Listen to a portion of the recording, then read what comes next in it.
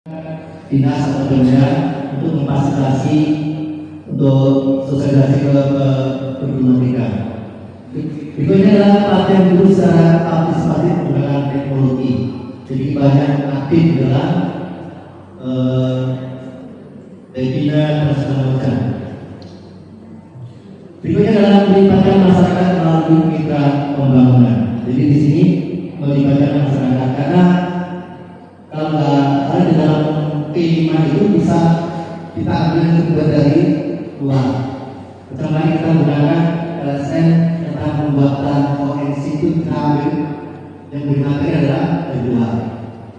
Ya, bisa seperti itu. Jadi kita sesuaikan dengan kalau memang di masyarakat ada bisa menyampaikan tentang partisipasi ya silakan yang berhubungan dengan P5 nya. Misalnya mau kita menggunakan kearifan lokal atau bersifat kewirausahaan, bisa kita dengan manggil orang sesuai sumber narasumber. Mungkin untuk peternak deli dan sebagainya atau buatan keripik bisa kita panggil dari luar kalau memang ada. Nah, selanjutnya bagaimana strategi pendidikan dalam implementasi kurikulum merdeka ini? Yang pertama melalui 6 strategi dengan Kementerian Pendidikan dan Teknologi dalam IKN secara mandiri. Yang pertama adalah guru dan kepala sekolah belajar mandiri melalui TMM. Nah, kira-kira sudah berapa banyak guru yang pernah membuka TMM-nya? Ya, dalam TMM itu ada video, kemudian kita lihat, baru kita isi, ya, sampai betul berapa. Setelah itu sampai membuat aksi nyatanya. Ya. Itu biasanya terserah saja, tidak perlu.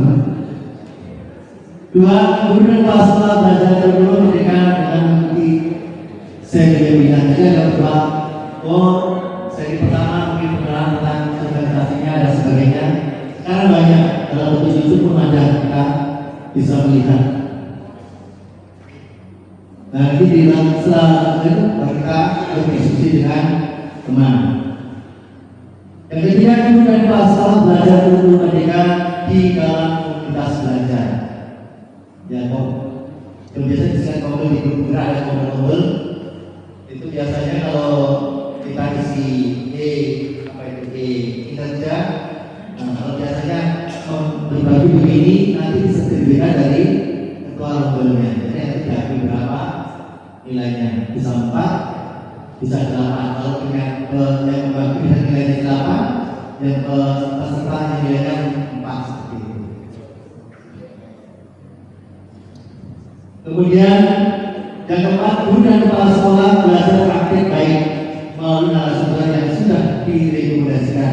Jadi di sini kita manfaatkan guru penggerak kita, di sini kita gunakan. Jadi kita harus contoh berbagi dengan teman di lingkungan sekolah kita. Kita bisa juga demikian, hanya bermodal dari guru penggerak dari 2 orang, artinya ya saling mau tidak mau berbagi. Ya meskipun ya memang sekolah saya termasuk sekolah yang paling banyak guru penggeraknya. Kemudian guru dan kepala sekolah memanfaatkan pusat layanan bantuan helpdesk untuk mendapatkan informasi. Jadi ada helpdesk secara nasional ada, secara provinsi juga ada. Jadi apabila mungkin kita belum begitu paham, bisa kita langsung menanyakan dengan bantuan layanan di situ. Yang keenam, guru dan kepala sekolah bekerjasama dengan mitra pembangunan untuk mengimplementasi kurikulum merdeka. Ya. Jadi sini bermitra. Biasanya di sini pada umumnya seperti itu di SMK. Artinya apa? Anak-anak nanti pada saat keluar bisa bekerja di tempat tersebut. Bahasanya magang tersebut. Nah, secara umum strategi kesatuan pendidikan dalam menerapkan kurikulum merdeka yang pertama adalah melalui PNN, itu wadah di mana guru dan kepala satuan pendidikan bisa mempelajari bagaimana memahami kurikulum merdeka dengan cara mengakses pelatihan mandiri, mengakses dokumen kurikulum merdeka dan perangkat ajar, asesmen dan serta praktik baik. Dari situ di PMM itu sudah disediakan sebenarnya model kurikulumnya seperti apa, kemudian modul ajar itu disediakan atau disebutkan perangkat ajarnya, kemudian asesmen bisa langsung digunakan di siswanya. Yang kedua adalah untuk memperkuat pemahaman terkait kurikulum merdeka, guru dan kepala satuan pendidikan dapat mengikuti seri webinar tadi ya, yang membahas seputar kurikulum merdeka.